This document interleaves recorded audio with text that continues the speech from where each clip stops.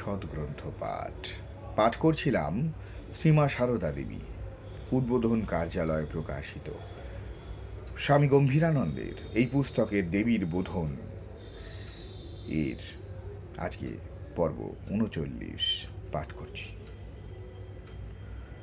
শ্রীরামকৃষ্ণকে প্রত্যক্ষ দর্শনের ফলে শ্রীমায়ের চক্ষু কর্ণের বিবাদ ঘুচিল।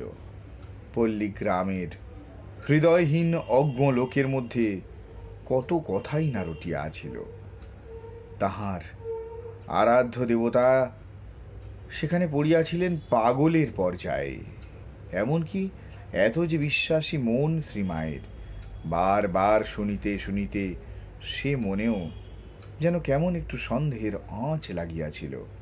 কিন্তু আজ তিনি দেখিলেন যে দেবতাই আছেন। পত্নীকে ভুলিয়া যাওয়া তো দূরের কথা, তিনি এখন যেন অধিকতর কৃপাপূর্ণ। অতএব শ্রীমায়ের কর্তব্য স্থির হইতে বেশি দিন লাগিল না।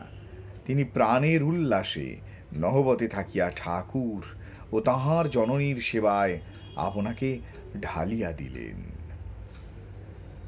তাহার পিতাও কন্যার আনন্দ এবং ঠাকুরের সপ্রেম ও সশ্রদ্ধ ব্যবহারে আশ্বস্ত হইয়া কয়েকদিন পরেই হৃষ্টচিত্তে স্বগ্রামে ফিরিয়া গেলেন।